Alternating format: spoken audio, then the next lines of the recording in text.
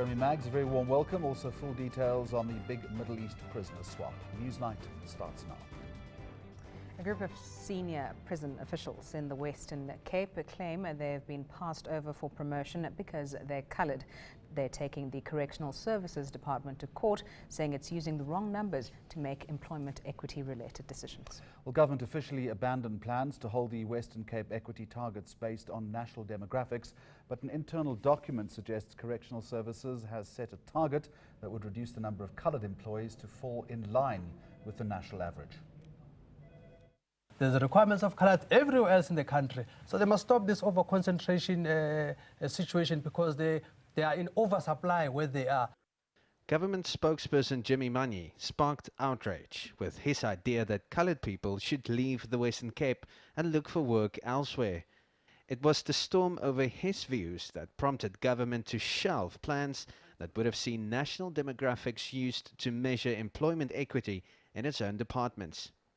But it seems the Department of Correctional Services might not have got the message.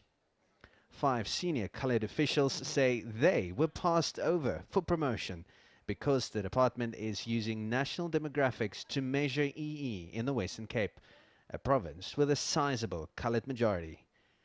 The men's lawyer believes this memo is the smoking gun. He says it proves Correctional Services was trying to impose a national demographic on the Western Cape Department, even saying that there are 28 too many coloureds currently employed at top management level. After investigation, it became absolutely clear that there was a moratorium placed on the promotion of coloured employees within the department, in particular within the senior management ranks of the Department of Correctional Services. Bagraim says dealing with the department has been frustrating. 2 letters of demand have gone unanswered. What is going to happen is we're going to have to go to the court, and the court is going to rule that that is wrong. E-News made several attempts to get comment from Correctional Services, but spokesperson Sibongile Kumalu has yet to reply. Andre Pierre du Plessis, E-News, Cape Town. Eugene, Well, it's been billed as a first of its kind, an agreement between the textile union and employers in the Western Cape, offering new employees in the industry a 30% lower starting wage. It might not sound like a good deal for industry beginners, but it's hoped the deal will create more jobs and revive the struggling textile industry. An entry-level machinist in the Western Cape textile industry starts off on a minimum salary of 782 rands per week. But after the 30% negotiated cut,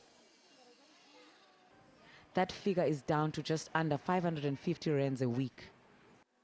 Employers say it's a necessary move to revive an industry that has seen 50,000 job losses in a decade because of cheaper imports. This deal aims to create 5,000 new jobs in 3 years. We've already received report backs from this brand new news that they are willing to start employing people immediately. We are starting to talk to the factories, and we believe that's a really easily obtainable figure. It's hoped this deal will help South Africa compete with markets like China. But does battling against bigger players come at the expense of the workers? The idea of this deal is not to cut everyone's wages and keep them low, but to attract people into the industry and let them, through their increase in skills and productivity and ability, fund their own increases, in a manner of speaking. SACTU is at pains to point out that this deal should not be used as a blueprint for other industries. This is an agreement which is specifically tailor-made for the clothing industry. It's not an agreement that we hold up as a model for other industries because the concrete conditions confronting the different industries vary. The deal also states existing employees will retain their wage and that no one can be retrenched to make way for new employees at a cheaper rate. Sibongile Mkani Mpolweni, E-News, Cape Town.